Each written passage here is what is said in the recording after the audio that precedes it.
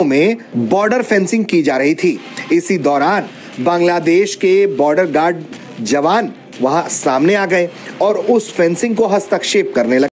जिला में जब यह घटना घटित हो रही थी तो उस दौरान वहां के लोकल लोग पहुंच गए और बीएसएफ के साथ वो भी बीजीबी के सामने अड़ गए, भिड़ गए और उन्होंने बीजीबी की कोशिशों को नाकाम कर दिया। जब तक पूरी तरीके से रिटर्न में ये माफी नहीं मांगेंगे और जब तक अपनी औकात में रहने की वचन नहीं लेंगे ये लोग, तब तक इनके साथ यही होना चाहिए, इनकी चूड़ियां कसते रहो। You are surrounded by India. Bangladesh should realize that it is surrounded by India. You have no place to go. जाओ म्यांमार जाओ इलाज।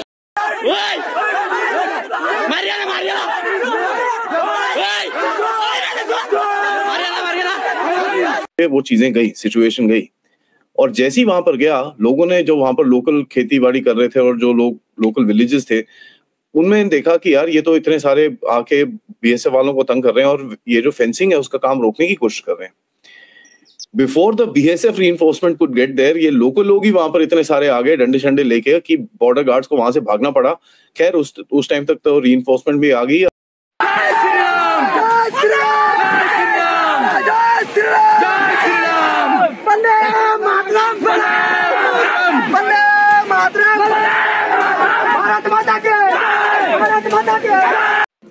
दोस्तों, बांग्लादेश और भारत के दरमियान जो इरिटेंट्स हैं वो बढ़ते जा रहे हैं। अब हो ये रहा है कि एवरी न्यूज ठीक है जी, जो है वो जो सामने आ रही है बांग्लादेश और इंडिया के बीच में, is getting a media speculation हो रही है, मीडिया में लोग बातें कर रहे हैं। हमारी बीएसएफ की रीइंफोर्समेंट भी आ गई and they had to actually just push back and उसके बाद फेंसिंग का काम दोबारा से स्टार्ट हो चुका है। डीजी बीएसएफ की तरफ से एक स्टेटमेंट आया कि उनकी तरफ से कोई सिली सा ऑब्जेक्शन आया था जिसको हमने रबिश करके आगे अपना काम शुरू कर रखा है and work is on in full swing. ये उनका एक स्टेटमेंट है। नमस्कार दोस्तों, जय हिंद। दोस्तों, आपने जो अभी 44 सेकेंड का वीडियो देखा होगा उसमें बांग्लादेशी नागरिक, जिसको आप जिहादी भी कह सकते हैं, ज़ॉम्बीज़ हैं, जो वहाँ बांग्लादेश भारत के बॉर्डर के पास 2 बीएसएफ के जवान खड़े हुए थे और ये बांग्लादेशी लोग कुछ बीएसएफ के ऊपर पत्थरबाजी कर रहे थे, वार करने की कोशिश कर रहे थे।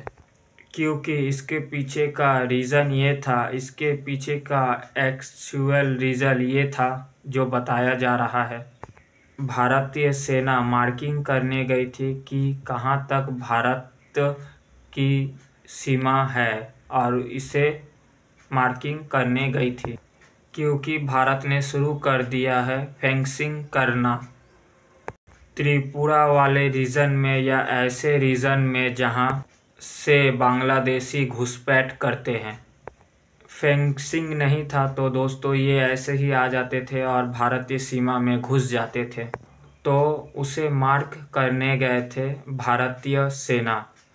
तो ऐसे में बांग्लादेशी लोग पत्थर लेके, डंडे लेके हमारे सेना के ऊपर अटैक कर देते हैं।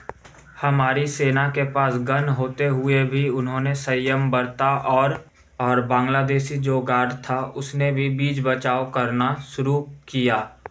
इसके बाद जब ये खबर पता चली त्रिपुरा के नागरिकों को, फेंसिंग शुरू हुई तो भारत के नागरिक और वहाँ पे भारतीय नागरिक भारत माता की जय, जय श्री राम के नारे लगाने शुरू कर दिए। ऐसे में बांग्लादेशी जल गए और कहने लगे कि हमारी रोजी रोटी में लात पड़ने वाली है। जाहिर सी बात है, जब भारत फेंसिंग कर देगा तब तो हम जाएंगे किधर? 2 वक्त की रोटी खाने के लिए वो भारत से चोरी कर लाते थे। फेंसिंग कर देगा तो ये आटा चावल नहीं मिलेगा। तो बांग्लादेशी गार्ड ने कोशिश की कि रोक दी जाए फेंसिंग, लेकिन भारत कहाँ रुकने वाला है। भारत ने फेंसिंग लगा दी और फेंसिंग जारी है। जहाँ जहाँ फेंसिंग नहीं लगा हुआ है वहाँ वहाँ हमारी भारतीय सेना, बीएसएफ सब वहाँ को मार्क कर रही है, चिन्हित कर रही है और उन सब जगह में फेंसिंग लगाया जा रहा है कि उस पार से कोई घुसपैठिया ना आए भारत में, क्योंकि भारत बांग्लादेश की सीमा बहुत लंबी है तो उसमें महीने लग सकते हैं।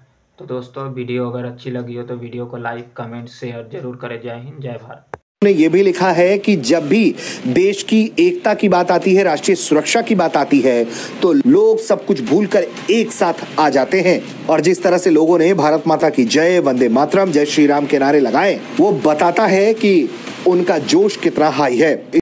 बॉर्डर मैनेजमेंट के इशू हैं, ये सारे के सारे अब इशू उठने वाले हैं। ठीक है, रिवर डिस्प्यूट है, ये सब उठने वाला है। ये कुछ भी ऐसा नहीं है जो नीचे नहीं होगा, because the very construction of the incumbent regime in Bangladesh basically challenge करता है उस सारी स्टोरी को।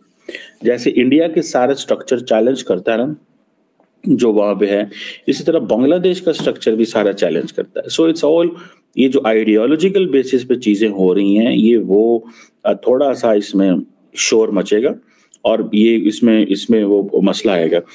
एक इंसिडेंट हुआ मालदा में, वेस्ट बंगाल में, कि साहब जब बीएसएफ की तरफ से वहां पर बॉर्डर के ऊपर बॉर्डर फेंसिंग, जो बार्ब वायर फेंसिंग का काम वहां पर चल रहा है, उसका काम आगे कर रहे थे, तो बॉर्डर गार्ड्स आके वहां पर बीएसएफ को ऑब्स्ट्रक्ट करने की कोशिश कर रहे थे और थोड़ा सा कन्फ्रंटेशन के मोड पे वो चीजें गई, सिचुएशन गई।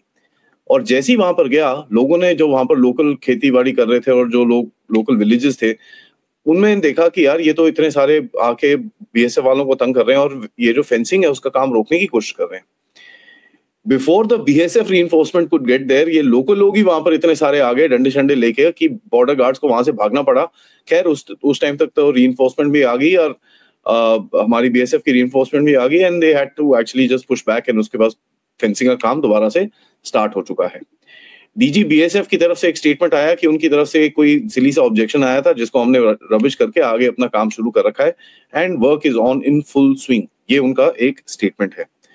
उन्होंने बोला देखिए यार ये लोग कभी कभार आके ऐसे उल्टे काम करते हैं, लेकिन we always basically confront them, tell them what is right what is wrong and ये फिर वापस चले जाते हैं because they know they are in the know कि इनकी हालत अभी they are not going to be able to actually stand there. एक और इंसिडेंट हुआ कल त्रिपुरा के। तो तुम क्या कर सकते हो बांग्लादेश में? धरना नहीं, धरना नहीं, ये भेज देंगे 4 लोग और कि जाओ इंडिया में तुम भी काम करो, जाओ रिक्शा खींचो इंडिया में, यही काम कर सकते हैं। दे आर बड़ी एब्सोल्युटली, मतलब I don't mean to deride anybody, जो रिक्शा खींचता है सब लोग मेहनत की अपनी कमाई खा रहे हैं, लेकिन जो इलीगल बांग्लादेशी हैं मैं उनके लिए बोल रहा हूँ, तुम्हारे बस का नहीं है बेटा, तुम्हारे लक्षण ठीक नहीं लग रहे हमें।